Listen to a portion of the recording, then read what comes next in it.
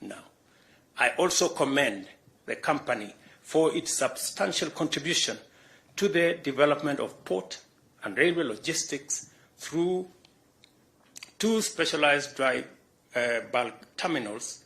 The company has significantly improved discharge port services in Mombasa.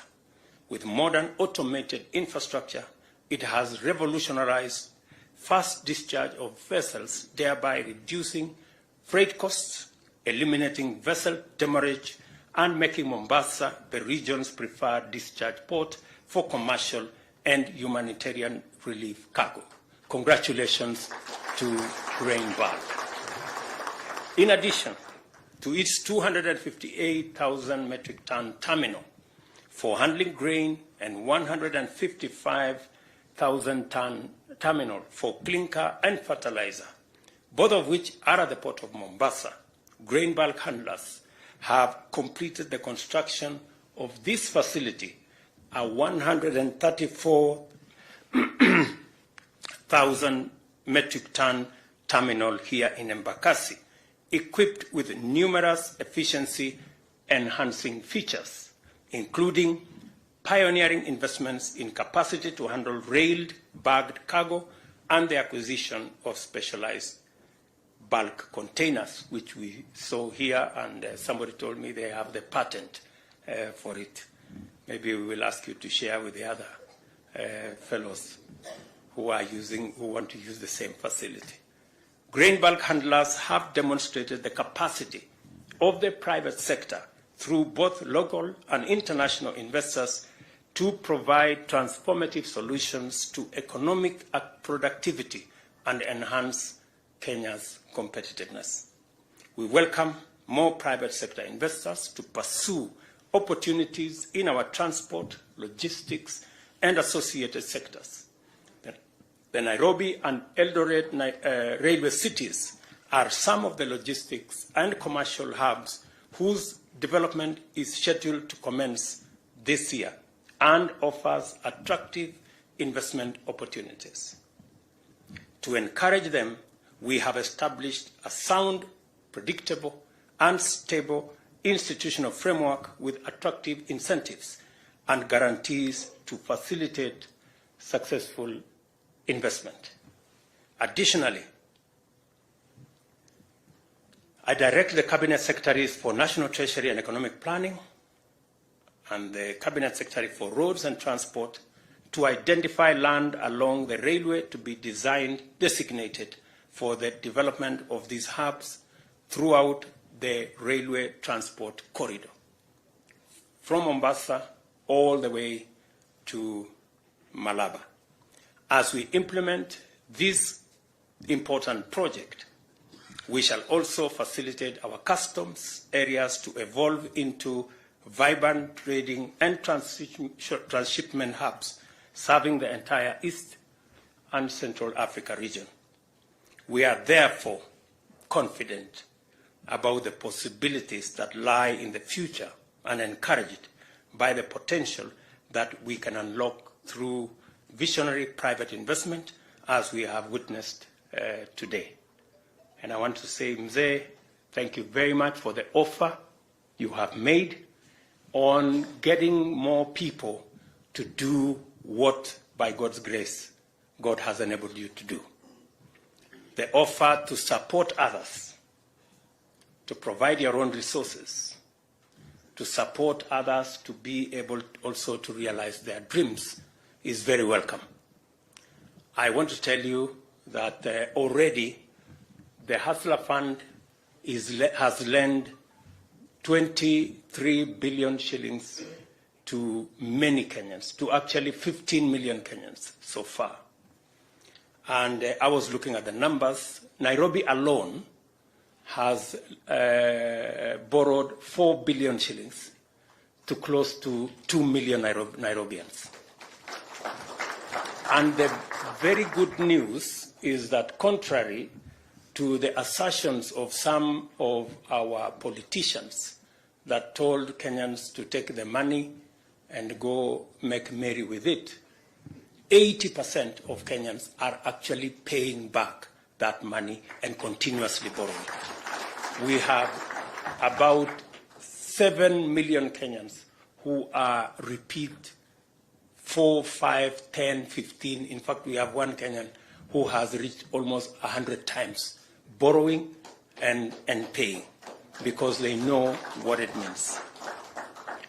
What we have done, we have presented a budget to Parliament, our first ever budget, and we have been careful not to make the mistakes that were made in the past. We have reduced our deficit from close to $1 trillion to 600 billion. We do not want to be a country that lives beyond its means. Last budget, we had a deficit of almost $1 trillion shillings. In this budget, we have reduced it to 600 billion, and we have committed that our next year budget will continue to have even a lesser deficit because we need to cut the cloth, the size that fits us. We cannot continue to live beyond our means. We have also been careful to look at some of the taxes that impede national development, and we have removed or reduced some of the taxes. As you will be seeing, we have presented to Parliament to reduce taxes on gas because we believe there is an opportunity for clean energy that also supports our quest to make Kenya a green economy. We have also brought down taxes on property because we want to encourage more Kenyans to be home owners. We have also reduced taxes on some of our products, tea, on some of our products, coffee, because we also want to promote our farmers, promote our agriculture as the driver of our economy, and also reduce some of the packaging matters on our value addition ecosystem. And we have also been very careful to make sure that we invest in the areas that is going to stimulate our economy and drive inclusive growth as a country. And I want to tell the people of Kenya that as they will see in the coming months, we will be prudent, we will be careful, and we will make sure that there are no wastage, there is no pilferage, and the people of Kenya get value for every coin that they pay. We are also very careful to ensure that we also have interventions in the areas that support creation of jobs. One of the spaces that we are looking at is our housing program, our manufacturing agenda, and we have done the necessary incentives in those areas to stimulate the areas that will create jobs for the millions of young people, very enterprising, very innovative, and very energetic in Kenya. So we will continue to do this. I'm also very happy that working with farmers, the farmers of this country are a great lot. They work hard, they work overtime, they go beyond the call of duty, and they do the most for us to have a meal on our tables. Already 2 million farmers have accessed our subsidized fertilizer. I am told by the Kenya Seed Authority that this year they have sold an additional 2 million kilos of seed, equivalent to almost 200,000 acres of additional land that was not farmed last year will be farmed this year because we have made it easy for farmers to go back to the farms. We are very confident that we will have, God willing, with the rains we are experiencing, we will have a good harvest, and this challenge of food, high prices of living, cost of living, and high food prices, we can put it behind us. Between the collaboration between government and our farming community, we can do this together.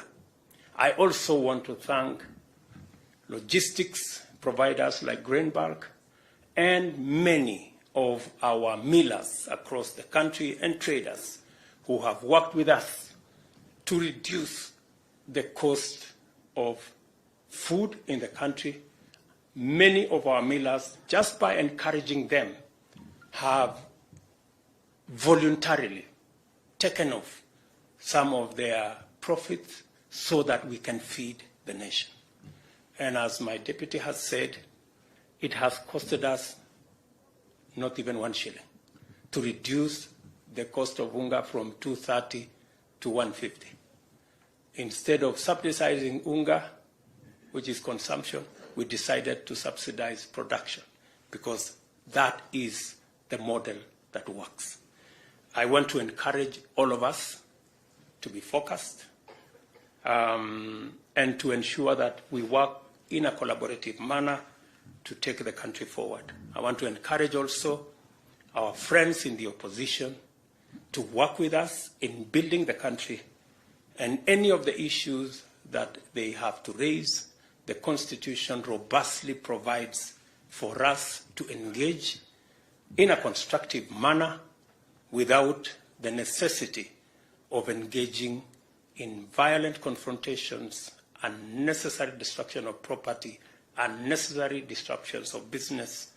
We believe that we can do this as Kenya and take the country forward if all of us share the belief that we must do this for every Kenyan. My interests, that of leaders, cannot supersede the interests of the 50 million Kenyans that put us in office. I think we need to be measured. We need to be sensitive. As we pursue interests of leaders, we must not trample on the interests of ordinary people. It is very necessary that there must be a balance between interests of everybody. Many Kenyans who build a small business, like Java started with 20,000. If you organize demonstrations and that business goes up in flames, you have destroyed their lives. If somebody organized a demonstration against the business of Jaffa, we would not have this great facility here today. So I think it is important for us to know what our actions amount to so that we are careful. Let me say that to sustain our engagement in this space and in order to configure the optimal partnership format and delivery model for our nation's bottom-up economic agenda, it is necessary for all of us to work together in a collaborative manner from all sides. Ladies and gentlemen, the Grain Bulk Handlers Limited bulk handling facility at Mbagathi, this great facility, is now officially commissioned. Thank you very much. God bless you. Asanteni sana.